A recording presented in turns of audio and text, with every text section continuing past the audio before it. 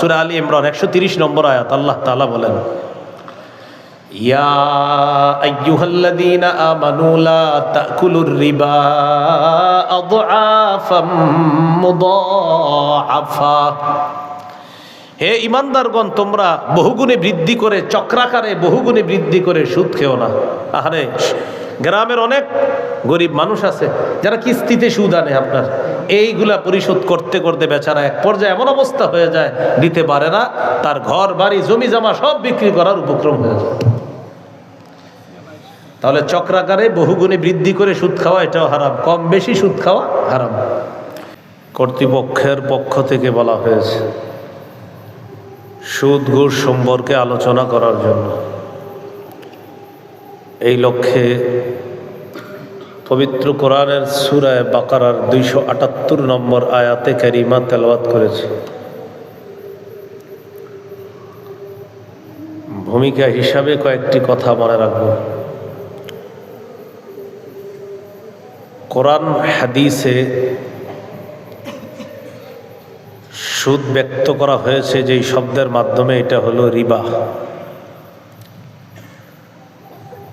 রিবার আবিধানিক অর্থ হলো আজ-জিয়াদা, অতিরিক্ত।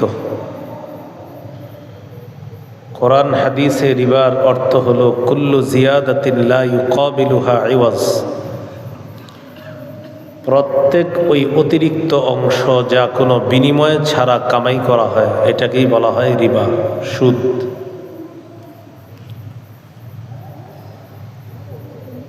প্রথম কথা, আলী রাদিয়াল্লাহু তাআলা আনহুর বক্তব্য। হাদিসের একটা কিতাব আছে আল জামিউস সগীর, এই কিতাবের 6318 নম্বর হাদিস। এই হাদিসের মধ্যে আসছে কুল্লু করজিন জাররাবান ফাআতান ফাহুয়া রিবা। প্রত্যেক ওই ঋণ, যেই ঋণের বিনিময়ে কিছু উপকারিতা লাভ করা হয়, এটাকেই সুদ বলা হয়। যেই ঋণ উপকার কামাই করে, এটাকেই বলা হয় সুদ। দ্বিতীয় কথা, মুসান্নাফ আব্দুর রাজ্জাক, হাদিসের কিতাব, 14362 নম্বর হাদিস। আব্দুল্লাহ ইবনে আব্বাস রাদিয়াল্লাহু তাআলা আনহুমার বর্ণনা, তিনি বলেন, ইন্নামার রিবা আখিরলি ওয়া আযীদুক। সুদ বলা হয় ঋণ গ্রহীতা ঋণদাতাকে এই কথা বলা, তুমি আমার কাছে যে পাওনা আছো, কিছুদিন সময় বাড়ায়া দাও, আমিও কিছু বাড়ায়া দিব। তুমি আমার কাছে যে টাকা পাও না, কথার কথা 500 টাকা পাও না,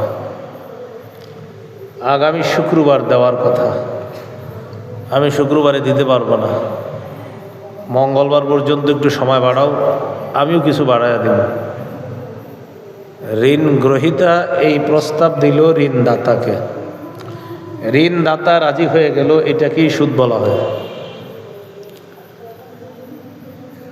3 নম্বর কথা, হাদিসে রাসূলুল্লাহ সাল্লাল্লাহু আলাইহি সাল্লাম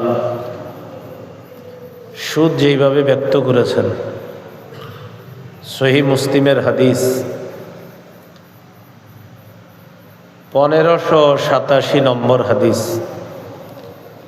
হাদিসের বর্ণনাকারী উবাদা ইবনে সামিত রাদিয়াল্লাহু তাআলা আন, তিনি বর্ণনা করেন,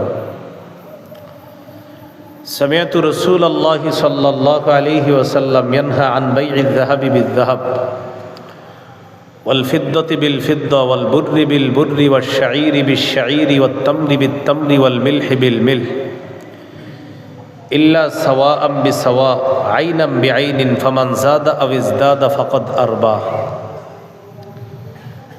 রাসূলুল্লাহ সাল্লাল্লাহু আলাইহি ওয়াসাল্লাম স্বর্ণের বিনিময়ে স্বর্ণ, রূপার বিনিময়ে রূপা, গমের বিনিময়ে গম, জবের বিনিময়ে জব, খেজুরের বিনিময়ে খেজুর, লবণের বিনিময়ে লবণ, এইগুলো রাসূল সাল্লাল্লাহু আলাইহি ওয়াসাল্লাম সমান সমান এবং নগদ ছাড়া বিক্রি করতে নিষেধ করেছেন। কেউ যদি এগুলো কম বেশি বিক্রি করে তাহলে এটা সুদ হবে। স্বর্ণ দিয়ে লেনদেন করতে হলে সমান সমান, রূপায় রূপা লেনদেন সমান সমান, গম লেনদেন সমান সমান, জব লেনদেন সমান সমান, খেজুর সমান সমান লেনদেন, লবণ সমান সমান লেনদেন। এগুলো যদি কেউ বেশি কম করে তাহলে সুদ হয়ে যাবে। সমান সমান এবং নগদ যদি হয় তাহলে এগুলা জায়েজ আছে।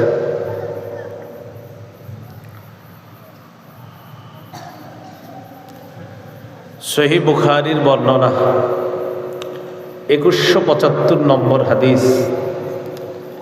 এই হাদিসের মধ্যে আছে রাসূলুল্লাহ সাল্লাল্লাহু আলাইহি সাল্লাম বলেন, লা তাবিউয যাহাবা বিয-যাহাব ইল্লা সাওয়াআম বিসাওয়া ওয়াল ফিদ্দাতা বিল ফিদ্দাতি ইল্লা সাওয়াআম বিসাওয়া ওয়া বিউয যাহাবা বিল ফিদ্দাতি ওয়াল ফিদ্দাতা বিয-যাহাবি কাইফা শি'তুম। রাসূলুল্লাহ সাল্লাল্লাহু আলাইহি ওয়াসাল্লাম বলেন, তোমরা স্বর্ণের মোকাবেলায় স্বর্ণ বিক্রি করবা না, তবে সমান সমান হলে বিক্রি করবা। রূপার মোকাবেলায় রূপা বিক্রি করবা না, তবে সমান সমান হলে বিক্রি করবা। হ্যাঁ, স্বর্ণ দিয়ে রূপা আর রূপা দিয়ে স্বর্ণ যদি বিক্রি করো কম বেশি বিক্রি করতে পারবা, কারণ স্বর্ণ আর রূপা আলাদা। রূপা স্বর্ণ এই দুইটা যদি লেনদেন করো কম বেশি করতে পারবা, যেহেতু দুইটা আলাদা। তাহলে বলেন তো 20 টাকা লেনদেন ঠিক আছে, 20 টাকার মোকাবেলায় 21 টাকা লেনদেন সুদ হয়ে যাবে। কেউ যদি বুদ্ধি করে 20 টাকা নোট নিছে আপনার কাছ থেকে ঋণ, আদায় করলো 21টা কয়েন দিয়ে, কি দিয়ে? টাকা নিছে নোট, পরিশোধ করছে 21টা 1 টাকার কয়েন দিয়ে। তো 21টা পয়সা দিয়ে এই যে পরিশোধ করলো এটাও সুদ হয়ে যাবে। আপনারা আওয়াজ বাড়িয়ে দিচ্ছেন, সমস্যা নেই। আওয়াজ বাড়াইলে আমি বলি, আগে কথাটা বলি, আওয়াজ বাড়াইলে ওয়াজ বুঝবে না। যদি ওয়াজ শুনতে চান আওয়াজ কমান, সমস্যা নেই, আওয়াজ বাড়ান, কিন্তু ওয়াজ বুঝবে না। আওয়াজ বাড়াইলে ওয়াজ বুঝবে না। আওয়াজ বাড়াইলে সকালে সবাই বলবে হুজুর ফাটাইছে, জিজ্ঞেন কি ফাটাইছে জানি না। হ্যাঁ, এই জন্য সমস্যা নেই, আওয়াজ বাড়ান আপনি, কিন্তু ওয়াজ বুঝবে না। আর আওয়াজ কমান, ওয়াজ পুরাটা বুঝবে। এবার যেটাই করেন সমস্যা নেই। তো রাসূলুল্লাহ, এটা হলো একটা অসুস্থতা, খালি বাড়াও, আওয়াজ কি করো বাড়াও। আওয়াজ বাড়ানোর 3টা উপকারিতা কেউ পারলে বলেন, 2টা বলেন, 1টা বলেন, পারবেন না। আওয়াজ কমানোর 100 উপকারিতা আমি বলতে পারবো। আল্লাহ এই জাতিকে বোঝার তৌফিক দান করেন, পাগলামি থেকে হেফাজত করেন। হ্যাঁ, বলছিলাম স্বর্ণ এক জাতীয় জিনিস, এটা সমান সমান হলে ব্যবসা জায়েজ আছে। যদি কম বেশি হয় সুদ হয়ে যাবে। ঠিক 20 টাকার বিনিময়ে 20 টাকা লেনদেন জায়েজ আছে। 20 টাকার মোকাবেলায় 21 টাকা লেনদেন হারাম, সুদ হয়ে যাবে। কেউ যদি পণ্ডিতি করে 5 টাকার কয়েন 2টা 4টা কয়েন দেয়, 4 5 20, আর 1 টাকার একটা কয়েন 21 টাকা, আর বলল আমি তো নোট নিছিলাম পরিশোধ করছি পয়সা দিয়ে, 5 টাকার কয়েনে লেখা আছে 5 টাকা, 1 টাকার কয়েনে লেখা আছে 1 টাকা। অতএব এই জায়গায় এই চালাকি কাজ হবে না, সুদ হবে। এটা আল্লাহ আমাদেরকে সুদ থেকে হেফাজত করেন। 4 নাম্বার কথা, বিদায় হজের ঐতিহাসিক ভাষণ। এই ভাষণে রাসূলুল্লাহ সাল্লাল্লাহু আলাইহি ওয়াসাল্লামের ঘোষণা, আলা কুল্লু শাইইম মিন আমরিল জাহিলিয়াতি তাহতা কদামাইয়া মাওদুউন। শোনো তোমরা, জাহিলি যুগের যত কুসংস্কার আছে সব আমার দুই পায়ের নিচে। জবাব দেন তো, বিদায় হজের ভাষণে জাহিলি যুগের সমস্ত কুপ্রথাকে নবী কোথায় বলছে? দুই পায়ের নিচে। বলতে বলতে নবী বললেন, ওয়ারিবাল জাহিলিয়াতি তাহতা কদামাইয়া মাউদুউন। জাহিলি যুগের সুদ প্রথা এটাও বাতিল, এটাও আমার দুই পায়ের নিচে। জাহিলি যুগের সমস্ত কুসংস্কার আমার দুই পায়ের নিচে। জাহিলি যুগের সুদ প্রথা এটাও কুসংস্কার, এটাও আমার দুই পায়ের নিচে। অতএব এই যুগে কেউ যদি সুদি কারবার করে, সে আমার নবীর দুই পায়ের নিচে থাকা ভয়ঙ্কর একটা খারাপ কাজ করে। তো যে সুদ খায় তার মনে রাখতে হবে যে আল্লাহ রসুলের দুই পায়ের নিচে যে জিনিসগুলোকে নবী বলছেন, সুদও এর একটা। জাহিলি যুগের ওই কুপ্রথা, সুদ প্রথা, এটা আমার নবীর দুই পায়ের নিচে, নবী এটাকে হারাম করেছেন। ওই বর্ণনাটা সহিহ মুসলিমে আছে, 2840 নম্বর হাদিস, এটা যেটা বললাম বিদায় হজের ভাষণ। 5 নাম্বার আলোচনা, যে আয়াতটা আপনাদের সামনে তেলাওয়াত করলাম, সূরা বাকারা 278 নম্বর আয়াত। এই আয়াত নাজিলের প্রেক্ষাপট, কেন নাজিল হয়েছে? আরবের দুইটা গোত্র, এক গোত্রের নাম সাকিফ, আরেক গোত্রের নাম মাখজুমি। একটু এদিক সেদিক হলে আলোচনা বুঝবেন না, পুরো মন দিয়ে শুনবেন। একটা গোত্রের নাম সাকিফ, আর একটা গোত্রের নাম মাখজুমি। আমাদের দেশে উত্তর পাড়া দক্ষিণ পাড়া এরকম বলি না, এরকম। সাকিফ গোত্র অমুসলিম, মাখজুমি গোত্র অমুসলিম, তারা তখনও মুসলমান হয়নি। অমুসলিম থাকা অবস্থায় সাকিফ গোত্র আর মাখজুমি গোত্রের মধ্যে সুদি লেনদেন হয়েছে। বিষয়টা কি হলো? সাকিব গোত্র মাখজুমি গোত্রকে কিছু ঋণ দিছে, এই শর্তে সুদ সহ আদায় করবা। তাহলে বুঝে থাকলে বলেন তো, লেনদেন হয়েছে যখন, তারা কি মুসলিম না অমুসলিম? আল্লাহর দয়ায় তাদের কাছে কালিমার দাওয়াত আসছে, উভয় গোত্র কালিমা পড়ে মুসলমান হয়ে গেছে। মুসলমান হওয়ার পর তলাবাত সাকিফুন আন তাখুযা মিনহুম, সাকিব গোত্র মাখজুমি গোত্রের কাছে বকেয়া পাওনা চাইতেছে। আচ্ছা, তোমাদের সাথে যে আমাদের একটা লেনদেন হয়েছিল, কিছু ঋণ নিছিল, এই ঋণগুলা পরিশোধ করো, তবে সুদ সহ। কি সহ? এবার আলোচনা বুঝে থাকলে বলেন, লেনদেন হয়েছে মুসলমান অবস্থায় না অমুসলমান? এখন পাওনাটা চাইতেছি কি অমুসলিম অবস্থায় না মুসলমান অবস্থায়? এই তো মাশাআল্লাহ। তাহলে এখন সুদ যারা চাইতেছে এরাও মুসলিম, আর যাদের কাছে চাইতেছে তারাও মুসলিম। فتشاوروا وقالوا لا نؤدي الربا في الإسلام। মাখজুমি গোত্র পরামর্শ করল, পরামর্শ করে সাকিব গোত্রকে জানিয়ে দিল, আমরা এখন মুসলমান, ইসলামে প্রবেশ যেহেতু করেছি আমরা এখন আর বকেয়া যে তোমরা পাও না এটা দিয়ে দিব, কিন্তু সুদের অংশটা আমরা দিব না, আমরা সুদ দিব না, বকেয়াটা নিয়ে যাব কিন্তু সুদ দিব না আমরা। সাকিব গোত্র মানতেছে না, মাখজুমি গোত্র কয় দিব না। এখন কি হবে? রাসূলুল্লাহ সাল্লাল্লাহু আলাইহি সাল্লামের নায়েব বলা হয় কারে? আপনাদের পাশে দেখছি একটা মাদ্রাসা, জামিয়া কৌমিয়া খুকুনি মাদ্রাসা, এরকম একটা নাম দেখলাম, খুকুনি মাদ্রাসা। এখানে যিনি বড় হুজুর ওনাকে বলা হয় মুহতামিম, ওনার পরে যিনি তাকে বলা হয় নায়েবে মুহতামিম। অর্থাৎ ওনার অনুপস্থিতিতে ওই নায়েবে মুহতামিম যিনি, তিনি কাজ করবে। আর আপনাদের ইংরেজি ভাষায় প্রিন্সিপাল, ভাইস প্রিন্সিপাল। এই রাসূলুল্লাহ সাল্লাল্লাহু আলাইহি সাল্লামের অনুপস্থিতিতে মক্কার নায়েব যিনি, তার নাম আত্তাব ইবনু আসিদ। কি নাম? আচ্ছা, মনে যদি না রাখে, মানে মনের এখানে একজন নায়েব আছে, তার নাম আত্তাব ইবনু আসিদ।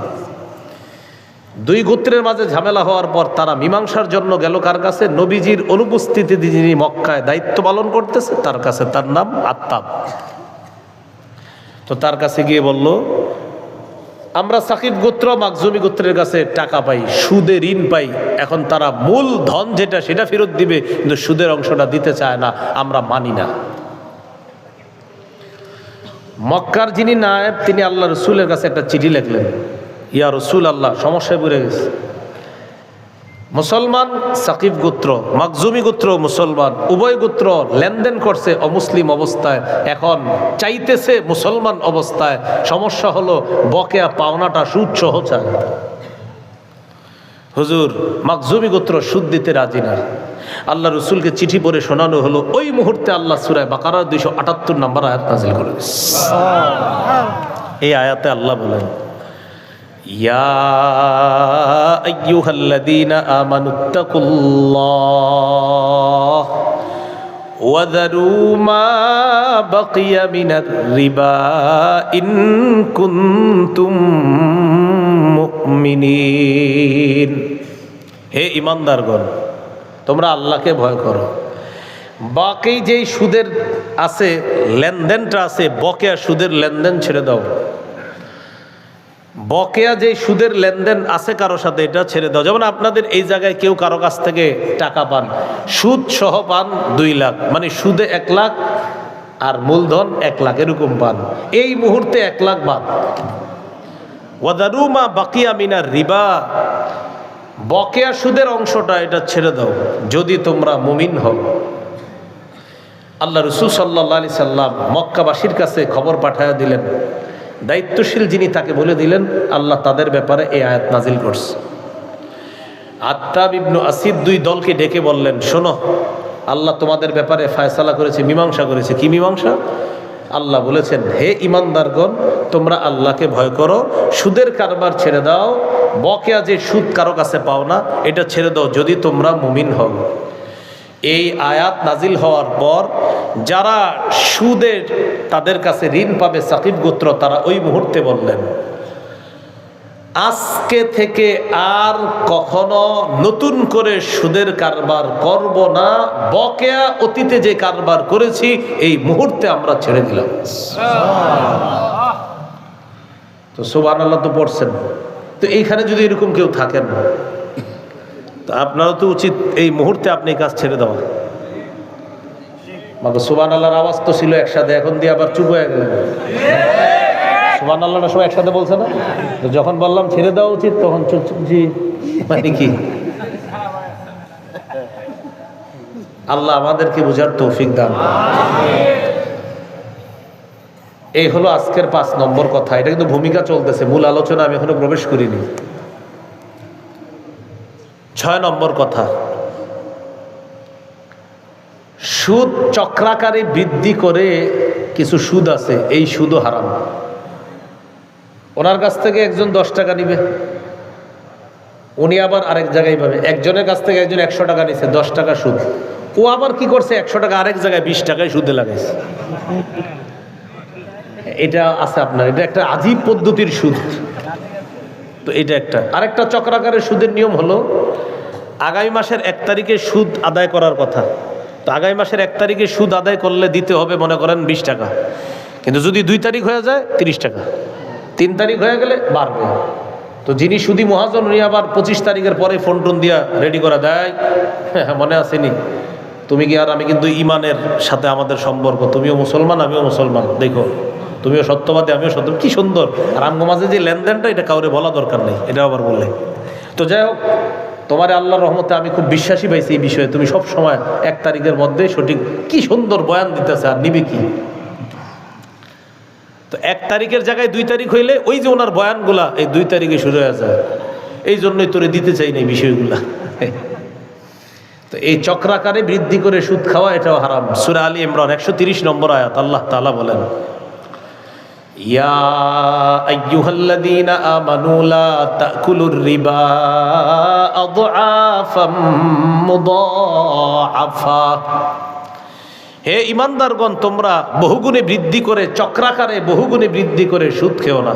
আরে গ্রামের অনেক গরিব মানুষ আছে যারা কিস্তিতে সুদ আনে, আপনার এইগুলা পরিশোধ করতে করতে বেচারা এক পর্যায়ে এমন অবস্থা হয়ে যায় দিতে পারে না, তার ঘর বাড়ি জমি জমা সব বিক্রি করার উপক্রম হয়ে যায়।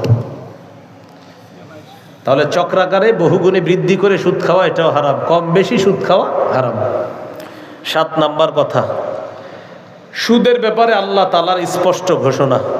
সূরা বাকারা 276 নম্বর আয়াতে আল্লাহ বলেন, ইয়ামহাকুল্লাহুর রিবা ওয়া ইউরবিস সাদাকাত। আল্লাহ সুদকে মিটাইয়া দেয়, ধ্বংস করে দেয়, সদকাকে আল্লাহ বাড়ায়া দেয়।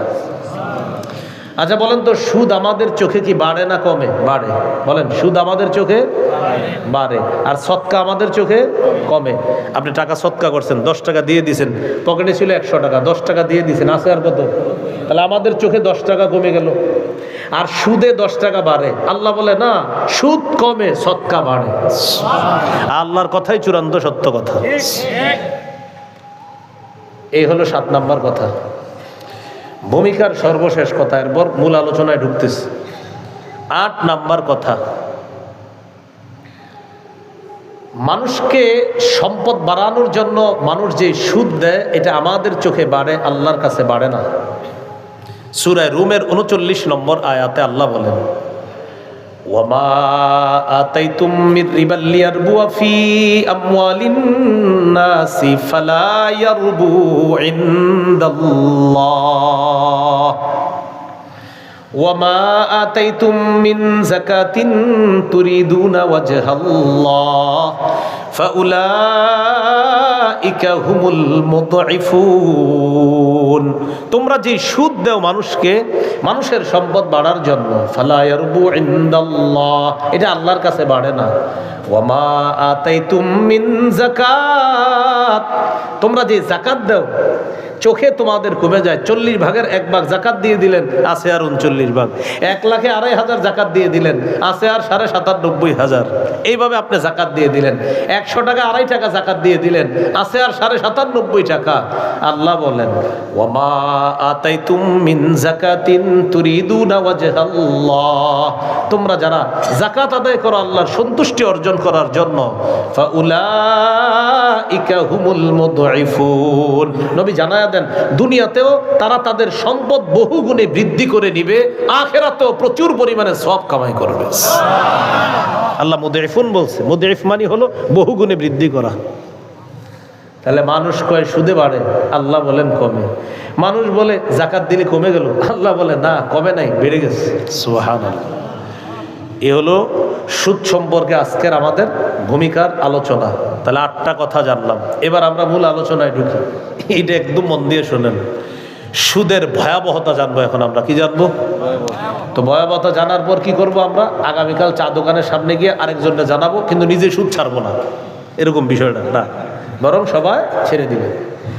আমাদের মাহফিলগুলোর অবস্থা হলো এমন, আমরা ওয়াজ শুনি আর বলি সুবহানাল্লাহ, আলহামদুলিল্লাহ, নাউজুবিল্লাহ, এরকম বলি। যেমন আলোচক আপনাদেরকে হাদিস শোনাইছে যে রাসূলুল্লাহ সাল্লাল্লাহু আলাইহি সাল্লাম বলেন, মান সাল্লাল ইশা ফি জামাআ ফাকান্নামা কামা নিসফাল লাইল। কোনো ব্যক্তি যদি এশার নামাজ জামাতের সাথে পড়ে ঘুমায়া থাকে, ওই ব্যক্তি ঘুমের মধ্যে থেকেও অর্ধেক রাত দাঁড়িয়ে ইবাদত করার সওয়াব পাবে। আপনি কি ইবাদত করছেন না ঘুমাইছেন? ঘুমায় গেছেন, এশার নামাজ জামাতে পড়ে। এই যে সুবহানাল্লাহ সবাই পড়ছেন জোরে, আচ্ছা। এরপরে দেখেন কি বলে, ওয়ামান সাল্লাল গাদাতা ফি জামাআ ফাকান্নামা সাল্লাল লাইলা কুল্লা। কেউ যদি ফজরের নামাজ জামাতে পড়ে, সে যেন সারা রাত নামাজ পড়ছে। এই যে সুবহানাল্লাহ 2টা বর্ণনা শুনে বললাম, কথা হলো আজকে এশা কয়জন পড়ছেন আর আগামীকাল ফজর কয়জন পড়বেন, আপনি কেউ হাত তোলার দরকার নেই, কিন্তু সুবহানাল্লাহ পড়ছি যে এশার নামাজ জামাতে পড়লে অর্ধেক রাত ইবাদতের সওয়াব, সুবহানাল্লাহ। ফজর নামাজ জামাতে পড়লে সারা রাত নামাজের সওয়াব, সুবহানাল্লাহ। তো কালকে গিয়ে চা দোকানের সামনে বললেন, এই শোনো, এশার নামাজ জামাতে কেউ যদি পড়ে অর্ধেক রাত দাঁড়িয়ে ইবাদত করার সওয়াব, ফজরের নামাজ যদি কেউ জামাতে পড়ে সারা রাত নামাজের সওয়াব। তো সবাই সুবহানাল্লাহ পড়া ওরে জিজ্ঞাসা করছে, তুমি পড়ছো নি কালকের এশা আর ফজর? আমি এখনো শুরু করিনি। যাই হোক, আমরা সুবহানাল্লাহও পড়বো, আমলও করব, বলেন ইনশাআল্লাহ। সুদের আলোচনা শোনার পর নাউজুবিল্লাহও পড়বো, আমরা নিজেরাও ছেড়ে দিব ইনশাআল্লাহ। তাহলে সুদের ভয়াবহতা, আমাদের আলোচনার মূল আলোচনা শুরু হচ্ছে। সুদের ভয়াবহতা জানব। সুদের 1 নম্বর ভয়াবহতা, যারা আজকের ওয়াজ শোনার পরেও সুদ ছাড়বেন না, তারা যেন আল্লাহ আর রসুলের পক্ষ থেকে যুদ্ধের ঘোষণা নেয়। নাউজুবিল্লাহ আসলো না তো? শোনেন, ওয়াজ করার সময় বুঝি নাউজুবিল্লাহ কখন মুখ দিয়ে বের হয় না, এটা কিন্তু বুঝি। যারা সুদি লেনদেন করে, এই যে ওয়াজ করলাম এখন, এটা জানার পরেও যারা সুদি লেনদেনে থাকবে, আল্লাহ কোরআনে বলে দিয়েছেন, এদেরকে বলে দাও তারা যেন আমার পক্ষ থেকে আর আমার নবীর পক্ষ থেকে যুদ্ধের ঘোষণা নেয়, তৈরি হতে বলো আমার সাথে আর নবীর সাথে যুদ্ধ করার জন্য। আল্লাহর ঘোষণা।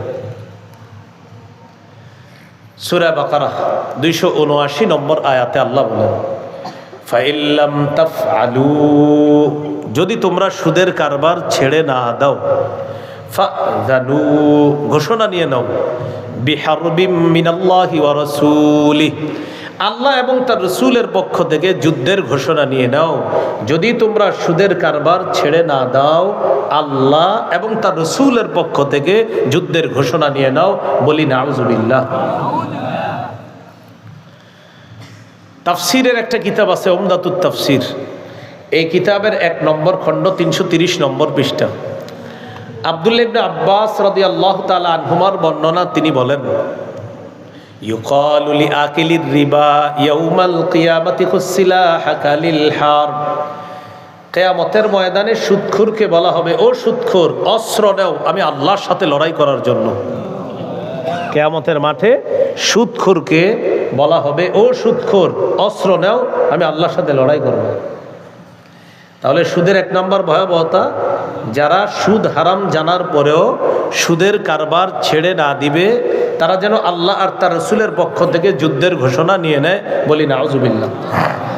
2 নম্বর, যারা সুদ খায়, আল্লাহ না করেন সুদি লেনদেন অবস্থায় যদি তারা মারা যায়, কিয়ামতের দিন পাগল অবস্থায় তারা উঠবে।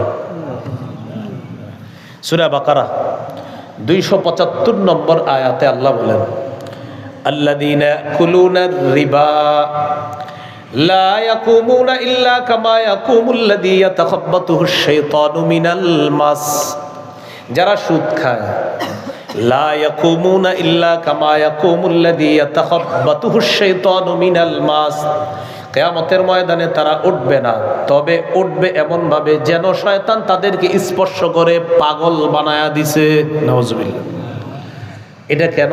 আল্লাহ তাআলা বলেন, যালিকা বিআন্নাহুম ক্বালু ইন্নামাল বাইউ মিসলুর রিবা, দুনিয়াতে তারা বলতো ব্যবসা সুদের মতো। বলেন নাউযুবিল্লাহ। অথচ আল্লাহ বলেন,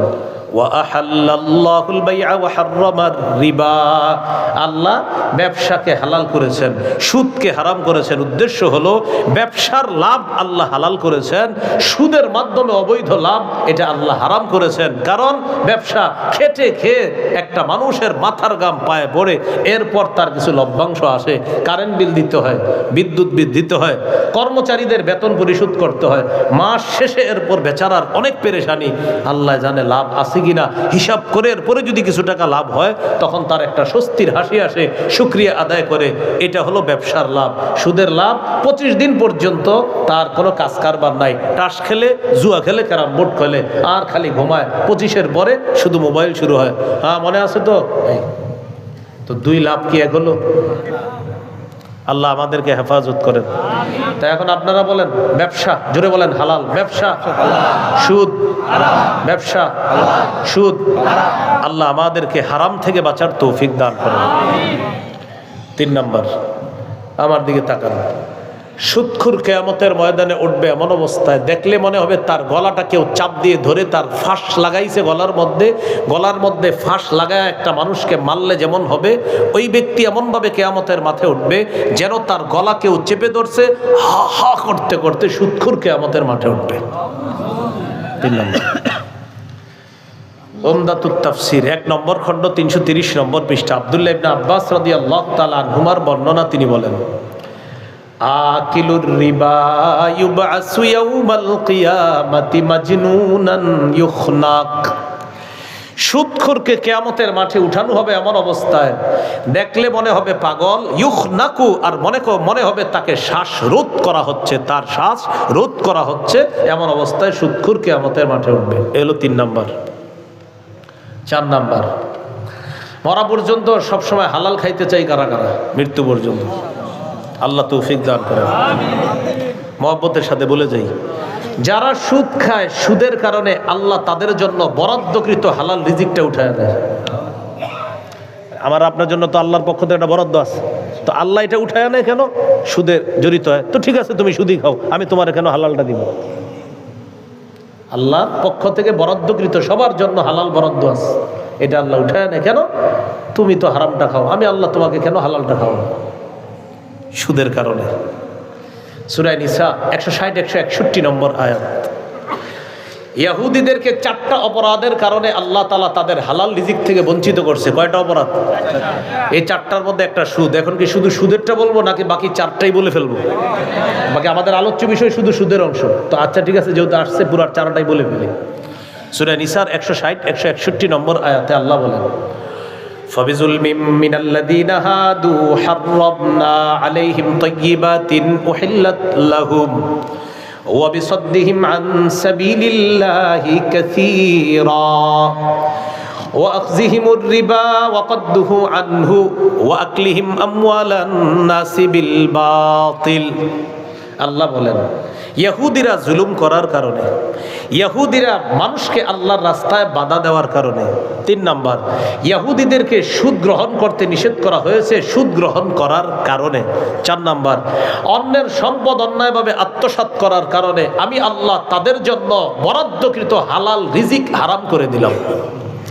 তাহলে আমরা আয়াত থেকে শিখলাম 4টি মোটা মোটা অপরাধ আছে, এই অপরাধের কারণে বরাদ্দকৃত হালাল রিজিক থেকে বঞ্চিত হওয়া লাগে। 1 নাম্বার, জুলুম করা, ওই যে আরেকজনের জমিন আত্মসাৎ করে খাইতেছেন আপনি, এটা কিন্তু করেন না। 2 নাম্বার, আপনার মানুষকে আল্লাহর রাস্তায় বাধা দেওয়া। 3 নাম্বার, সুদ খাওয়া। 4 নাম্বার, অন্যের সম্পদ অন্যায়ভাবে আত্মসাৎ করা। আপনার 3টা ভাতিজা ভাতিজি আছে এতিম, তাদেরকে কলমের খোঁচায় বড় ভাইয়ের সম্পত্তিগুলো আপনি আত্মসাৎ করে খাইতেছেন। এই 4 অপরাধে আপনার জন্য রবের পক্ষ থেকে বরাদ্দকৃত হালাল রিজিক আল্লাহ হারাম করে দেয়। আল্লাহ হেফাজত করেন। তাহলে 4টার মধ্যে একটা হলো সুদ, এ হলো 4 নাম্বার গজব। গজব নাম্বার 5, এটা আমার সাথে বলেন তাহলে মনে থাকবে। বলেন, কোন এলাকায় সুদের কারবার, ব্যভিচার যদি বেড়ে যায়, ওই এলাকায় আল্লাহ গজব দিতে না চাইলেও সুদখোরেরা আল্লাহর গজবকে টেনে নিয়ে আসে। আল্লাহ গজব দিবে না কিন্তু এরা টেনে নিয়ে আসে, না না না আপনি দেন দেন, এরকম টেনে নিয়ে আসে গজব। আত-তারগীব ওয়াত-তারহীব কিতাবের নাম 3 নম্বর খণ্ড 69 নম্বর পৃষ্ঠা। قال رسول الله صلى الله عليه وسلم ما من قوم يظهر فيهم الربا والزنا قد أحلوا بأنفسهم عذاب الله إذا ظهر الزنا والربا في قرية قد أحلوا بأنفسهم عذاب الله। নবী বলেন, কোন এলাকার মধ্যে যদি 2টি অপরাধ বেড়ে যায়, একটা হলো সুদের কারবার, আরেকটা হলো ব্যভিচার, এই সুদখোর আর ব্যভিচারের দল আল্লাহর আযাব ত্বরান্বিত করে ওই এলাকার জন্য আল্লাহর আযাব বৈধ করে দেয়। বলি নাউযুবিল্লাহ। তাহলে সুদের কারণে গজব না দিলেও এরা গজবকে বৈধ করে। এই জন্য যারা সুদ খায় এলাকায়, তাদের হাতে পায়ে ধরে গিয়ে বলেন, ভাই সুদ খায় না, কারণ আপনার কারণে আমার উপরে গজব আসবে। সুদখোরের কারণে ভালো মানুষের উপর গজব আসবে। এখন অনেকের মাথায় আসতে পারে, হুজুর এটাও কি হাদিসে আছে? হ্যাঁ, এটাও হাদিসে আছে যে খারাপ মানুষের কারণে গজব ভালো মানুষের উপরে আছে, এটাও হাদিসে আছে। রাসূলুল্লাহ সাল্লাল্লাহু আলাইহি সাল্লাম বলেন, একদল কাবা ধ্বংস করার জন্য রওনা করবে। হাজী সাহেবরা যাবে, ওই হাজীদের মাঝে কিছু লোক থাকবে যারা কাবা ধ্বংস করতে যাবে। সহিহ মুসলিমের বর্ণনা। আম্মাজান আয়েশা সিদ্দিকা বললেন, ইয়া রাসূলুল্লাহ তখন কি হবে? নবীজি বলেন, আল্লাহ সবগুলারে ধ্বংস করে দিবে। আম্মাজান বললেন, হুজুর তাদের মাঝে তো ভালো মানুষও আছে, তাদেরকে আল্লাহ ধ্বংস করবে? নবীজি বললেন, হ্যাঁ তাদেরকেও ধ্বংস করবে। কিয়ামতের ময়দানে ভালো মানুষগুলো আলাদা করে জান্নাত দিয়ে দিবে, আর ওই ধ্বংস করছে যাদেরকে, এদেরকে জাহান্নাম দিবে। কিন্তু গজব আসলে ভালো মানুষের উপর আসবে। এলাকার অনেক মানুষ আছে, মুরব্বী আছে, যদি বলেন আসসালামু আলাইকুম কাকা ভালো আছেন? জি। আপনার পাশের লোকটা নাকি সুদ খায়, নিষেধ করছেন? কারে বাদ দাও, হ্যাঁ খাইলে আমার কি? না কাকা এটা বলা যাবে না, তারে নিষেধ করতে হবে আপনার। কেন? রাসূলুল্লাহ সাল্লাল্লাহু আলাইহি সাল্লাম বলেন, কোন এলাকায় যখন পাপের কাজ হয় আর তুমি যদি সেই পাপকে বাধা দেওয়ার সামর্থ্য থাকার পরেও বাধা না দাও, মনে রাখবা মরার আগে তোমার উপর সেই গজব আসবে। নবী বলছেন। আল্লাহ আমাদের এখন বলেন, সুদ যারা খায় অন্তত মুখ দিয়ে বাধা দেওয়ার সামর্থ্য আসেনি আমাদের, কিন্তু আপনি যদি এটাও না করেন যে হ্যাঁ খাক আমার কি, রসুল বলেন তাহলে মরার আগে তুমিও গজবের অপেক্ষা করো। আল্লাহ আমাদেরকে বোঝার তৌফিক দান করেন। তাহলে মূল আলোচনায় ফিরে আসি। 5 নাম্বার, এলাকায় গজব আসার অন্যতম কারণ সুদ। 6 নাম্বার, বলেন আমার সাথে, যে এলাকায় সুদের কারবার বেড়ে যায় ওই এলাকায় অর্থনৈতিক গজব দেখা দেয়। অর্থনৈতিক, কৃষক কৃষিতে বরকত পাবে না, আগের মতো ধান পাবে না, লাউ ধরতো আগে 50টা এখন 10টাও ধরবে না। এইভাবে মানুষ চারদিক থেকে বেবরকতি হবে। আগে মানুষ তার ঘরের চালের সবজি দিয়া রান্না বান্না করে, ঘরের মহিলারা মাশাল্লাহ ঘরের ওই রান্না বান্নার আয়োজন করে ফেলতে পারতো, তো এখন প্রতিদিন বাজারে যেতে হয়। কেন? ওই যে আপনার আল্লাহ প্রদত্ত নেয়ামতগুলা সুদখোরের কারণে এই গজব আল্লাহ দেয়, মহামারী দেয়। আল্লাহ প্রদত্ত নেয়ামত আল্লাহ ছিনে নেয়। নাউজুবিল্লাহ। দলিল মুসনাদে আহমদ 17,822 নম্বর হাদিস। এই হাদিসের মধ্যে আছে, قال رسول الله صلى الله عليه وسلم ما من قوم يظهر فيهم الربا إلا أخذوا بالسنة। কোন এলাকায় যদি সুদের কারবার বেড়ে যায় ওই এলাকাকে আল্লাহ দুর্ভিক্ষের গজব দ্বারা পাকড়াও করে। দুর্ভিক্ষ, সন্তান তার মায়ের দুধ পাবে না, লেকটুজেন 1, 2, 3, 4 কিনে খাওয়াতে হবে সন্তানকে। কেন? সুদখোরের কারণে ওই মাও তার সন্তানকে দুধ দিতে পারে না।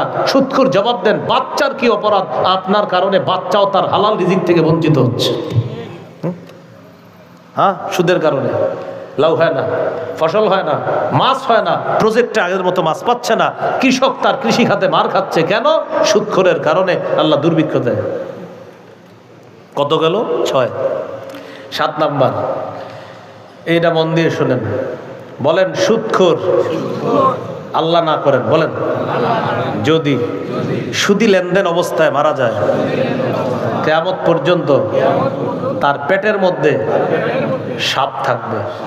কিয়ামতের ময়দানে আরো ভয়ঙ্কর আযাব অপেক্ষা করছে। সুদখোর যদি সুদি লেনদেন অবস্থায় মারা যায়, আপনার এই বিষয়টা ফয়সালা না করে মারা গেছে, আল্লাহ না করেন, তার পেটের মধ্যে বড় বড় সাপ দেখা যাবে, আর এই সাপগুলা তার পেটের বাহির থেকে দেখা যাবে। ইবনে মাজাহ হাদিসের কিতাব 2273 নম্বর হাদিস। হাদিসের বর্ণনাকারী আবু হুরায়রা রাদিয়াল্লাহু তাআলা তিনি বলেন, قال رسول الله صلى الله عليه وسلم أتيت ليلة أسري بي على قوم بطونهم كالبيوت। নবী বলেন, মেরাজের রাতে আমি রওনা করলাম, একদল মানুষের পাশ দিয়ে গেলাম, তাকায়া দেখি তাদের পেটগুলা বিশাল বড়, বাড়ির মতো। পেট কিসের মতো? ফিহা আল হাইয়াত তুরা মিন খারিজি বুতুনিহিম। তাদের পেটের বাহির থেকে দেখা যাচ্ছে স্পষ্ট ওই বাড়ির মতো পেটের মধ্যে বিশাল বড় বড় সাপ দৌড়াদৌড়ি করতেছে। আমি জিজ্ঞাসা করলাম, ফাকুলতু মান হাউলা ইয়া জিবরিল, জিবরিল এরা কারা? জিবরিল আমিন জবাব দিলেন, হাউলাই আকালাতুর রিবা ইয়া রাসূলুল্লাহ। হুজুর এরা সুদখোর, কিয়ামত পর্যন্ত তাদের পেটে এইভাবে সাপ দৌড়াদৌড়ি করতে থাকবে। ভাই সুদ খায় না, বাবারা সুদ খায় না, সমবয়স্করা সুদ খায় না, এটা ভয়ঙ্কর অপরাধ। এটা আপনি পরবর্তী প্রজন্মকেও বিপদে ফেলে যাচ্ছেন, আর আপনিও মরার পর বিপদে পড়ছেন। 7 নাম্বার গজব গেল। গজব নাম্বার 8, সুদ খাওয়া, আপন মায়ের সাথে ব্যভিচার করা। ইবনে মাজার 2274 এবং 2275 নম্বর হাদিসে আছে, রাসূলুল্লাহ সাল্লাল্লাহু আলাইহি সাল্লাম বলেন, আর রিবা 70 হুবা। আর পরের বর্ণনায় বলছে আর রিবা 73 বাবা। এক হাদিসে বলছে সুদের 73টি দরজা, আর এক হাদিসে বলছে সুদের গুনাহের 70টি শাখা। আইসারুহা আইয়ান কিহার রাজুল উম্মা, সর্বনিম্ন শাখা হলো কোন ছেলে তার আপন মাকে বিয়ে করা, মানে জিনা করা। সর্বনিম্ন। তাহলে বাকিগুলোর কি হবে? সর্বনিম্ন যদি এটা হয়, আল্লাহ জানে বাকি 69টা কি। তাহলে 8 নাম্বার গজব সুদ খাওয়া, আপন মায়ের সাথে ব্যভিচার করা। আমার আলোচনা নিঃসন্দেহে মহিলারাও শুনতেছে, অনেক মারা শুনতেছেন। মা, আপনি আপনার সন্তানকে বলেন সুদ খাও না। স্ত্রী যিনি আছেন আপনার স্বামীকে বলেন সুদ খাবেন না। এখানে যারা ছেলে মেয়ে আছেন আপনি আপনার বাবাকে বলেন সুদ খায়েন না।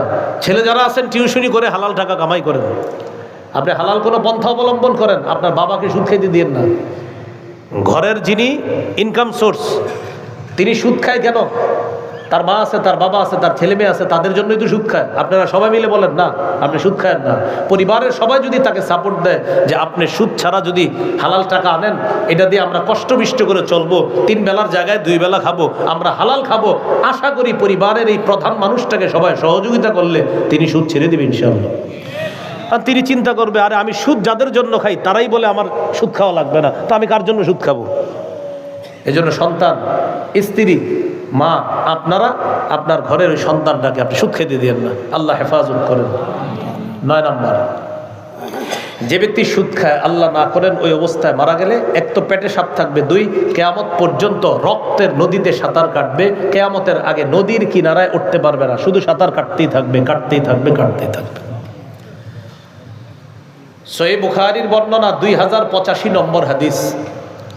ফজরের নামাজ পড়ার পর রাসূল সাল্লাল্লাহু আলাইহি সাল্লাম সাহাবীদের দিকে ফিরে বসছে। আপনাদের মসজিদের ইমাম সাহেবও কিন্তু ফজরের পরে ফিরে বসে। বসার পর বললেন, আচ্ছা তোমাদের কেউ স্বপ্ন দেখছো কালকে? তো সাহাবীরা কিচ্ছু বলে না। হাদিসের বর্ণনাকারী সাহাবীর নাম সামুরা ইবনে জুনদুব রাদিয়াল্লাহু তাআলা, তার বর্ণনা তিনি বলেন, নবীজি বললেন, যেহেতু তোমরা কেউ স্বপ্ন দেখো নাই মনে হয়, আমি গত রাতে একটা ঘটনা দেখছি, তোমরা শোনো। কি দেখছেন হুজুর? রাআইতুল লাইলাতা রাজুলাইনি আতায়ান ফাআখরাজানি ইলা আরদিন মুকদ্দাসা ফানতালাকনা হাত্তা ইনতাহাইনা আলা নাহরিম মিন দাম। 2 ব্যক্তি আমার কাছে আসছে, আসার পর ওনারা তো আমার চেয়ে বয়স বড় হবে, একজন আরেকজনকে দেখেছি, এই যে 2 ব্যক্তি আসছে। তো এটা সুন্দর হয় কিভাবে? 2 পাশ দিয়ে 2 জন হইলে। নবীজি বলেন, 2 জনে, একজন আমার এই পাশে ধরছে, আরেকজন আমার এই পাশে ধরছে, 2 বাহুতে ধইরা আমারে নিয়ে যাইতেছে একটা পবিত্র জমিনের দিকে। আমি কিছুই বুঝতেছি না, আমারে কই নিয়ে যায়। চলতে লাগলাম। বলেন তো এখন কয়জন আসছে? কয়জন? নবী সহ কয়জন? আমরা 3 জন চলতে লাগলাম। চলতে চলতে একটা নদীর কাছে গেলাম। নদীতে তাকায় দেখি আলা নাহরিম মিন দাম, রক্তের নদী। নদীর মধ্যে তাকাইলাম, তাকায় দেখি ফিহি রজুলুন কাইমুন, নদীর মাঝখানে এক ব্যক্তি দাঁড়িয়ে আছে। ওয়ালা ওয়াসতিন নাহরি রজুলুন বাইনা ইয়াদাইহি হিজারা, নদীর কিনারায় এক ব্যক্তি দাঁড়িয়ে আছে, তার সামনে অনেকগুলা পাথর রাখা। দৃশ্যটা কল্পনায় আনেন, নদীর মাঝখানে এক ব্যক্তি, নদীর কিনারায় এক ব্যক্তি, নদীর কিনারায় যে ব্যক্তি তার সামনে অনেকগুলা পাথর। فأقبل الرجل الذي في النهر فإذا أراد أن يخرج رمى بحجر في فيه। নদীর মাঝখানের লোকটা সাঁতার কাটতে কাটতে কিনারার দিকে আসে। আপনারা উত্তর দিবেন, নদীর কিনারায় যে ব্যক্তি তার সামনে কি? ওই লোক পাথর নিয়ে সাঁতারকারী লোকটার মুখ বরাবর মারে। অন্য হাদিসে আসছে ফাআলকামাহু হাজারা, আমরা যেমন ভাত লোকমা দিয়ে মুখে ঢুকাই, এরকম পাথরটাও ঠিক মুখের ভিতরে ঢুকে রক্তাক্ত অবস্থায় আবার নদীর মধ্যে রক্ত পড়তে থাকে। রদ্দাহু হাইসু কানা, এক আঘাতে যেখান থেকে সাঁতার কাটা শুরু করেছে আবার ওখানে চলে গেছে। নবীজি বলেন, আমি তাকায় দেখতেছি কি করে। কুল্লামা আরাদা আইয়াখরুজা রামা বিহাজারিন ফি ফিহি ইয়ারজিউ হাইসু কানা, যখনই লোকটা সাঁতার কেটে নদীর কিনারায় আসতে চায় তখনই পাথর মারে, আবার নদীর মাঝখানে চলে যায়। আমি জিবরিলকে প্রশ্ন করলাম, জিবরিল ঘটনা কি? মা হাজা, এটা কি? জিবরিল বললেন, আল্লাযী রাআইতাহু ফিন নাহরি আকিলুর রিবা, হুজুর আপনি যাকে সাঁতার কাটতে দেখছেন নদীতে, সে হলো সুদখোর। কিয়ামত পর্যন্ত বারবার চেষ্টা করবে নদীর কিনারায় ওঠার জন্য, উঠতে পারবে না। ভাই ভয় ঢুকান, অন্তরে ভয় ঢুকান। যারা সুদ খান না এখনো, আল্লাহর রাস্তে ভবিষ্যতে খায়েন না। যারা এই কাজে আছেন আল্লাহর রাস্তে ছেড়ে দেন, আল্লাহ তৌফিক দান করেন। 10 নম্বর, সুদ ধ্বংসাত্মক অপরাধ। 7টি অপরাধ মানুষকে ধ্বংস করে দেয়। কয়টি? দুনিয়া আখিরাত ধ্বংস করে, এরকম অনেক অপরাধ আছে। এর মধ্যে অন্যতম অপরাধ কয়টি? 7টি। সহিহ বুখারী 2766 নম্বর হাদিস। قال رسول الله صلى الله عليه وسلم اجتنبوا السبع الموبقات।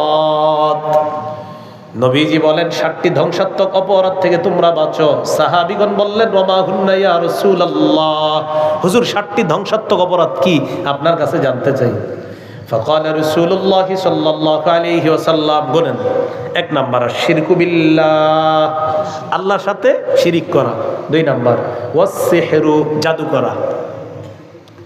ওই একটা মেয়ের সাথে প্রেম করতো, বিয়ে করতে পারে নাই, তো বিয়ে করতে না পাইরা এখন এই মেয়েটার আরেক জায়গায় বিয়ে হইছে।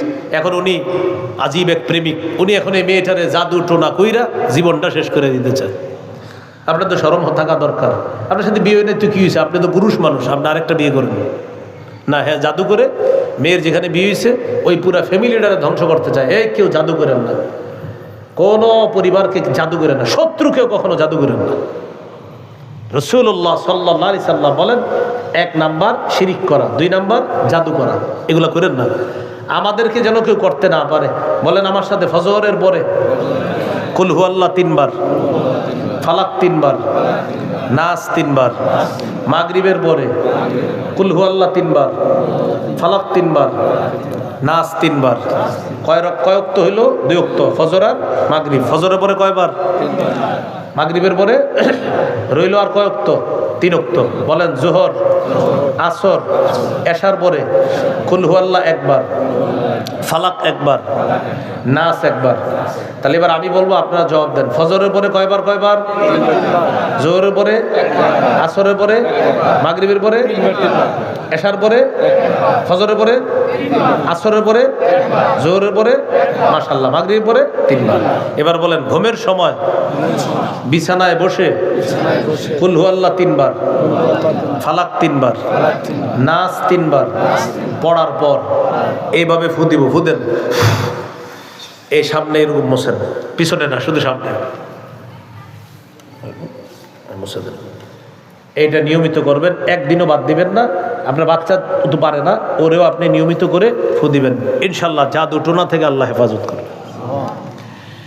তাহলে 1 নাম্বার শিরিক করা, 2 নাম্বার জাদু করা, 3 নাম্বার ওয়াকাতলুন নাফসিল্লাতী হারামাল্লাহু ইল্লা বিল হক, অন্যায় ভাবে কাউকে হত্যা করা। 4 নাম্বার ওয়া আকলুর রিবা, সুদ খাওয়া, ধ্বংসাত্মক অপরাধ।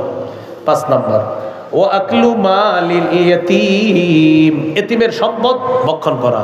6 নাম্বার ওয়াত তাওয়াল্লি ইয়াউমাজ যাহফি, জিহাদের ময়দান থেকে পলায়ন করা। জিহাদের নিয়ত আসেনি সবার? আল্লাহ তৌফিক দান করেন। 3 জন হাত তুলছেন, জিহাদের নিয়ত নাই? জিহাদের নিয়ত না থাকলে মুনাফিকি মৃত্যু হবে। আসলে ঠিক, নবীজি বলছে যেহেতু ঠিকই, তো এটা আসলে মানে রেডিমেড ঠিক না, আসলে ঠিক। قال رسول الله صلى الله عليه وسلم من مات ولم يجاهد أو لم يحدث بنفسه مات على شعبة من النفاق। নবী বলেন, কেউ মারা গেল জিহাদ করলো না অথবা জিহাদের সংকল্প করলো না, সে মুনাফিকি মৃত্যুবরণ করলো। যাই হোক, 6 নাম্বার জিহাদের ময়দান থেকে পলায়ন করা, এটা করা যাবে না। 7 নাম্বার ওয়াকযফুল মুহসানাতিল মুমিনাতিল গাফিলাত, সতী সাদী সদবা মুমিন নারীর উপর মিথ্যা অপবাদ দেওয়া। এই 7টা অপরাধ ধ্বংসাত্মক অপরাধ। আল্লাহ আমাদেরকে হেফাজত করেন। 7টার মধ্যে একটা হলো সুদ খাওয়া। গজব নাম্বার 11, যে সুদ দেয়, যে সুদ নেয়, যে সুদের কারবার লেখে, যে সুদের সাক্ষী দেয়, 4 শ্রেণীর উপর আল্লাহ রসুলের অভিশাপ চলতে থাকে। নাসাইর হাদিস 5103 নম্বর হাদিস।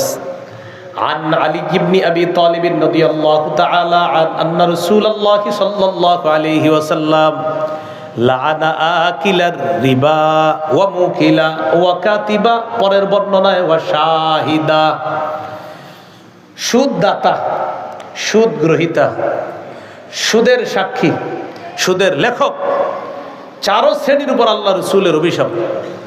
যে সুদ দেয়, যে সুদ নেয়, যে সুদের কারবার লেখে। এটা 3 বার কোন কি করে? যে সুদের কারবার, আবার বলেন, আবার বলেন, ভালো করে বলেন, জোরে বলেন।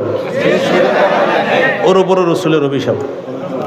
হ্যাঁ, আপনার সন্তান কিন্তু সুদ খায় না, কিন্তু দেখেন লেখে কিনা। বুঝে শুনা কাজ করতে হবে, চাকরি বাকরি বুঝে শুনে করতে হবে কিন্তু। তো যে সুদ খায়, যে সুদ দেয়, সুদের কারবার লেখে, সুদের সাক্ষী দেয়, তার উপর আল্লাহ রসুলের অভিশাপ। গজব নাম্বার 12 বলেন আমার সাথে, জেনে শুনে সামান্য সুদ খাওয়া 36 বার জিনা করার চেয়ে বড় অপরাধ করা। জেনে শুনে সামান্য সুদ খাওয়া 36 বার জিনা করার চেয়ে বড় অপরাধ করা। মুসনাদে আহমদ হাদিসের কিতাব 21957 নম্বর হাদিস। এই হাদিসের মধ্যে আছে দিরহামু রিবান ইয়াকুলুহুর রাজুলু ওয়া হুয়া ইয়ালামু আশাদ্দু মিন 36 জিনা। জেনে শুনে সামান্য সুদ খাওয়া 36 বার ব্যভিচারের চেয়ে বড় অপরাধ করা। গজব নাম্বার 13, আল্লাহ না করেন, আল্লাহ না করেন, আল্লাহ না করেন, সুদী লেনদেন অবস্থায় যে মারা যাবে তাকে জান্নাত না দেওয়া আল্লাহ নিজের উপর ওয়াজিব করে নেয় যে তোরে আমি জান্নাত দিব না। এখন আল্লাহ মায়া করবে কিনা আমরা জানি না, কিন্তু আল্লাহ এরকম ওয়াজিব করে, তোর না এরে আমি জান্নাত দিব না। এরকম 4 শ্রেণীর মানুষ আছে যাদেরকে জান্নাত না দেওয়া আল্লাহ নিজের উপর অবধারিত করে। কয় শ্রেণী? তাহলে আমাদের আলোচ্য বিষয় 1 শ্রেণী, বাকি 3 শ্রেণী বলে ফেলবো। আচ্ছা, আল মুস্তাদরাক লিল হাকিম 2260 নম্বর হাদিস। এই হাদিসে আসছে আরবাউন হাক্কুন আলাল্লাহ আল্লাহ ইউদখিলাহুমুল জান্নাহ ওয়া লা ইউযিকুহুম নাঈমাহা মুদমিনুল খামরি ওয়া আকিলুর রিবা ওয়া আকিলু মালিল ইয়াতীম ওয়াল আক্কু লিওয়ালিদাইহি। 4 শ্রেণীকে জান্নাত না দেওয়া আল্লাহর হক আল্লাহ ওয়াজিব করে নিয়েছেন। 1 নাম্বার যে মদ পান করে, 2 নাম্বার যে সুদ খায়, 3 নাম্বার এতিমের সম্পদ ভক্ষণ করে, 4 নাম্বার মা বাবার নাফরমান সন্তান। কার নাফরমান সন্তান? এই 4 শ্রেণীকে জান্নাত না দেওয়া আল্লাহ ওয়াজিব করে নেন, তোদেরকে জান্নাত দিব না এরকম। বাকি আল্লাহ কি মুআমালা করবে আল্লাহ জানেন, কিন্তু আল্লাহর হক এটা। এই হলো 13 নাম্বার গজব। গজব নাম্বার 14, কিয়ামতের আগে অনেকগুলা অপরাধ বাড়বে, এর মধ্যে 3টা অপরাধ মহামারীর মানে প্রচুর পরিমাণে বাড়বে। 3টা অপরাধ। আগে অপরাধগুলো শুনেন, শোনার পর আপনারা বলবেন বাড়বে না বেড়েছে। আগে শুনেন। হাদিসের কিতাব আত-তারগীব ওয়াত-তারহিব 3 নম্বর খণ্ড 70 নম্বর পৃষ্ঠা। এই হাদিসে আছে বাইনা ইয়াদাই সাআতি ইয়াজহারুর রিবা ওয়াজ জিনা ওয়াল খামরু। নবীজি বলেন কিয়ামতের আগে ব্যভিচার বাড়বে। বাড়বে না বেড়েছে? ওয়ার রিবা, সুদের কারবার বাড়বে বলেছে। ওয়াল খামরু, মদের অবস্থা জয় জয়কর অবস্থা হবে। নবী বলছেন হবে, বাড়বে। আপনারা বলেন। এখন অনেকে চিন্তা করতেছে হুজুর মদ তো আমরা খাই না, মদ দ্বারা উদ্দেশ্য মাদক দ্রব্য, ইয়াবা, বাবা, গাঁজা, হিরোইন, ফেন্সিডিল, আফিম, কানাডা ডাই, মাস্তুদ, শ্যাম্পেন, ডাইল ইত্যাদি। ভ্যান গাড়ির চিপা চুপায় চা দোকানের পিছনে যা হয় সবগুলো উদ্দেশ্য। মদ দ্বারা কি এসব উদ্দেশ্য? অনেকে ভাবে কি মনে হয় গাঁজাবাদ। না না, গাঁজাও আছে। ইয়াবা, বাবা, গাঁজা, হিরোইন, ফেন্সিডিল, আফিম, কানাডা ড্রাই, মাস্তুদ, শ্যাম্পেন, ডাইল, এগুলা যা আছে সব মাদক দ্রব্যের অন্তর্ভুক্ত। ডাইল, হ্যাঁ।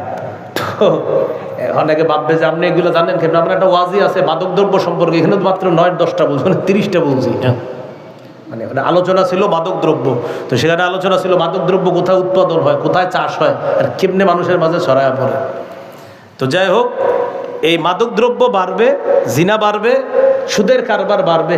আপনারা বলেন 3টা অপরাধ প্রচুর পরিমাণে বাড়বে না বেড়েছে? এই হলো 14 নম্বর গজব। আর 2টা গজব আছে। গজব নাম্বার 15, নবীজি বলছেন এমন একটা সময় আসবে যখন সবাই সুদ না খাইলেও সুদের হাওয়া সবার গায়ে লাগবে। কি বলছে? সুদ না খাইলেও সুদের হাওয়া সবার গায়ে লাগবে। ইমাম সাহেবের বুদ্ধি দিয়ে বাজারে নিয়ে গেছে। আসসালামু আলাইকুম হুজুর, ভালো আছেন? জি। 1 কাপ চা খাওয়াই দিচ্ছে। তো ইমাম সাহেবের চা খাওয়ানোটা দোষের না, উনি খাইছে এটাও দোষের না। 5 টাকা বিল দিছে, কিন্তু 5 টাকা ছিল সুদের। ইমাম সাহেব তো জানে না। এখন উনি যদিও সুদ খায় না, কিন্তু ওনার পেটে সুদের হাওয়া ঢুকায় দেওয়া হয়েছে। বা আপনি আপনার বন্ধুর সাথে দোকানে গেছেন, বাজারে গেছেন, মোগলাই খাওয়াই দিছে বিকালে, তা আপনার গুনাহ হয় নাই, খাওয়াটা ঠিক আছে, কিন্তু উনি সুদের টাকা দিয়ে মোগলাইয়ের বিল দিচ্ছে। আপনি যদিও সুদ ডাইরেক্ট খান নাই, পেটে কিন্তু হাওয়া ঢুকাই দিচ্ছে। তো আসর পরে পইরা মজা পাইছেন, মাগরিবের পরে মজা পাইতেছেন না। ঘটনা কি? আমি নামাজে মজা পাইতেছি না কেন? ইমাম সাহেবের কাছে গিয়ে হুজুর আপনার পিছনে ফজর পড়লাম, জোহর পড়লাম, আসর পড়লাম, মজা পাইলাম, মাগরিবে মজা পাইলাম না। ইমাম সাহেব কয় আসরের পরে কোথাও গেছেন? হ্যাঁ। কিছু খাইছেন? কয় খাইছিলাম। ইমাম সাহেব কয় সন্দেহ করি না, বাকি কোনো হারাম বিষয় আপনার পেটে ঢুকাইয়া দেওয়া হলো কিনা জানি না। আল্লাহ তাআলা কোরআনে বলছে কুলু মিনাত তাইয়্যিবাত ওয়া আমালু সলিহা। রাসূলদেরকে আল্লাহ আদেশ করছে আগে হালাল খান, পরে নেক আমল করেন। নেক আমলের পূর্ব শর্ত হালাল খাওয়া। তো যদিও আপনি হারাম ডাইরেক্ট খান নাই, কেউ মনে হয় হারামের ছোঁয়া আপনার পেটে ঢুকাইয়া দিছে, এই জন্য মাগরিবটা মজা পান নাই। আপনারা অনেকে টেনশনে পড়ে আছে, হুজুর ঠিকই তো, অনেক সময় 7 দিন আবাদতে মজা পাই, পরে শনিবারে আর মজাটা পাই না। ওই যে শুক্রবারে কার বাসায় জানি খাইতে গেছিলেন, আল্লাহ জানে। নাউজুবিল্লাহ, আপনারা কিন্তু আবার মাইন্ডে নিয়েন না যে এর মানে কি খাবো না। আমি না, এটা তো আমি বলি নাই। তো আপনারা যারা দাওয়াত দিবেন সুদ খাওয়ায়েন না, যিনি অতিথি বরণ করবেন আপনি হারাম টাকায় কিছু খাওয়ায়েন না মেহমানকে, তাইলেই তো হয়ে যায়।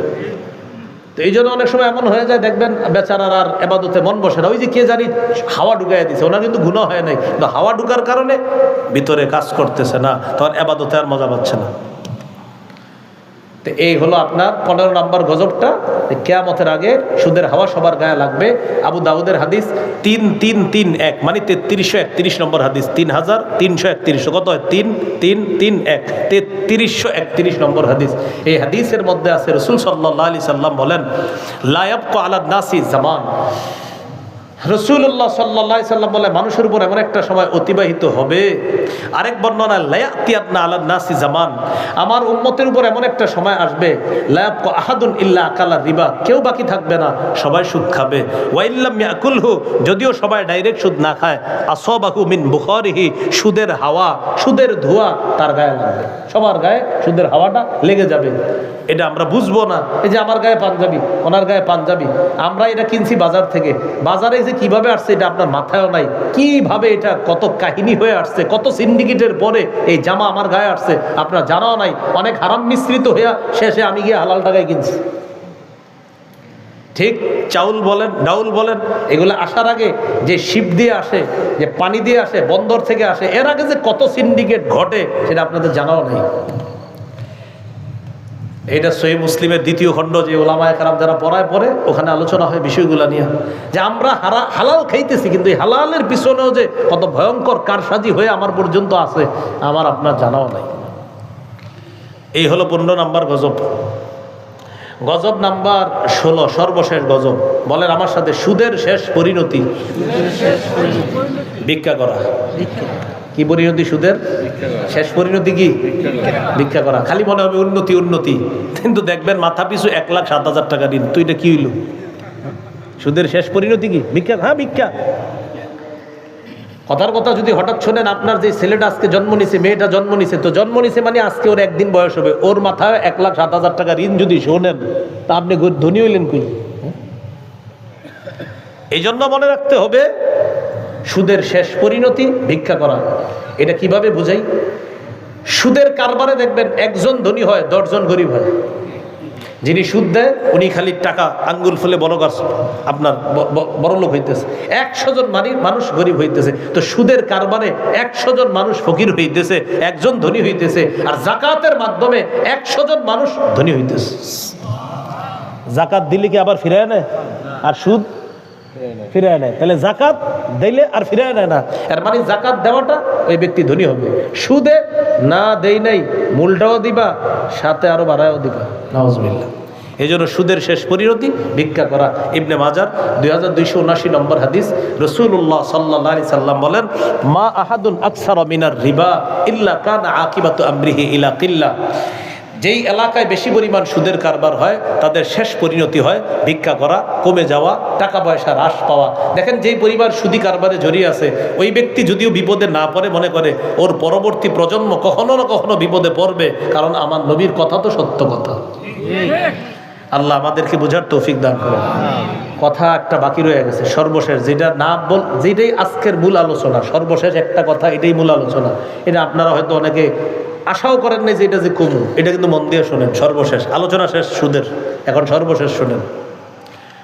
ওনারে আমি 1 ঘন্টা জমিন দিছি, এই জমিন উনি 1 বছর এটাতে খাবে, চাষাবাদ করবে, 1 লাখ টাকা নিছি, 1 বছর পর 1 লাখ দিয়ে দিব, জমি ফেরত দিবে, চাষাবাদ করে খাইছে। হয়নি এরকম?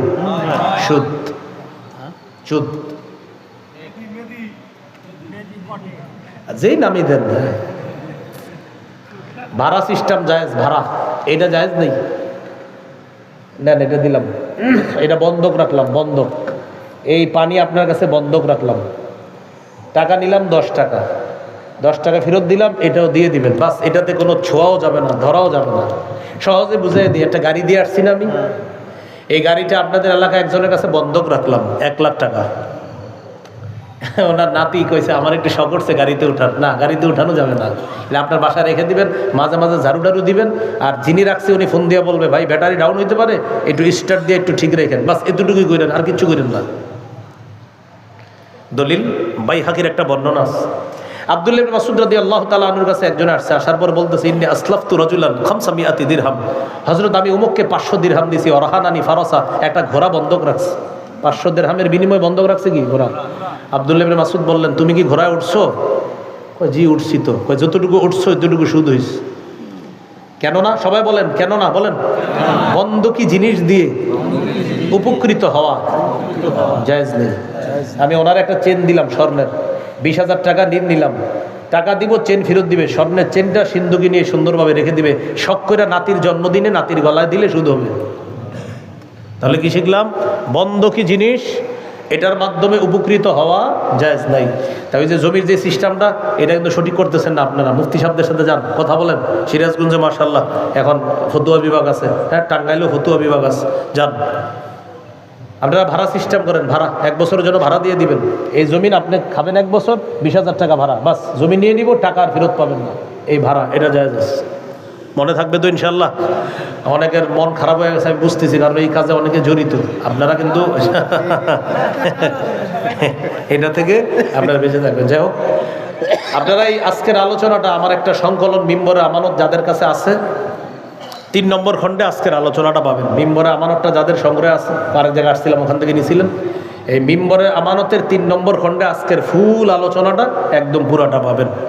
এখানে ওরা আজকেও নিয়ে এসেছে গাড়িতে, গাড়ি কোথায় রাখছে, 1 থেকে 10 খণ্ড আছে, কারো প্রয়োজন হলে সংগ্রহ করে নেবেন। প্রথম খণ্ডের আলোচনা সন্তানের 64টা অধিকার, দ্বিতীয় খণ্ডের আলোচনা শিরিক বেদাত কুফর তাওহীদ, তৃতীয় খণ্ডের আলোচনা হালাল হারাম সুদ সম্পর্কে আলোচনা 3 নম্বর খণ্ডে।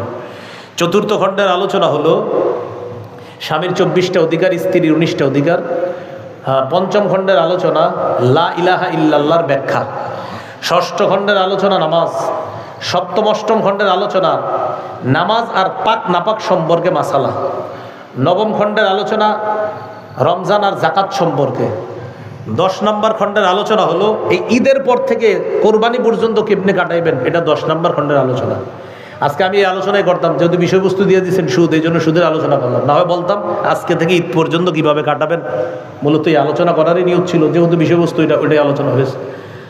ঈদ থেকে কোরবানি পর্যন্ত আমরা কোরবানি গরু কিভাবে কিনবো, গরুর কেমন হবে, কালার কেমন হওয়া উচিত, পা কেমন থাকবে, নাক কেমন থাকবে, দাঁত কেমন থাকবে, এই আলোচনাগুলা 10ম খণ্ডে আছে। মিম্বরে আমানত 1 থেকে 10 খণ্ড, সবাই নিতে পারেন, নারী পুরুষ সবাই পড়তে পারেন, ঘরে রেখে দিবেন, ওলামায়ে হযরত যারা তারাও পড়বেন। এটা আসলে ওদের দায়িত্বে কিতাবটা, ওরা প্রকাশনী থেকে নিয়ে এসেছে, ওদের কাছ থেকে আশা করি প্রকাশনী থেকে এখানে কম দামে ওরা আপনাকে দিবে মনে হয়, ওইরকমই। এমনি মনে হয় 10 খণ্ড একসাথে 2,500 টাকা, ওরা মনে হয় কম রাখবে, ওরা এখানে আপনার কাছে কম রাখবে। এটা ব্যবসাটা আসলে এই ওদের, আমারে বলছে বলার জন্য এটা বলে দিলাম। আমি শুধু লয়ালিটির দায়িত্বে আছি, ওরা হলো আপনার ব্যবসার দায়িত্বে আছে। আমাকে বলছে, আমি বলে দিলাম না, আপনারা বইলা টুইলা যদি কম নিতে পারেন সমস্যা নেই, ওদের কাছ থেকে কথা বলেন। জি, আল্লাহ আমাদের সকলকে আজকে যে কথাগুলো বললাম শুনলাম আমরা সবাই যেন আমল করতে পারি, আল্লাহ তৌফিক দান করেন। আমিন। ওয়া আখিরু দাওয়ানা আলহামদুলিল্লাহি রাব্বিল আলামিন।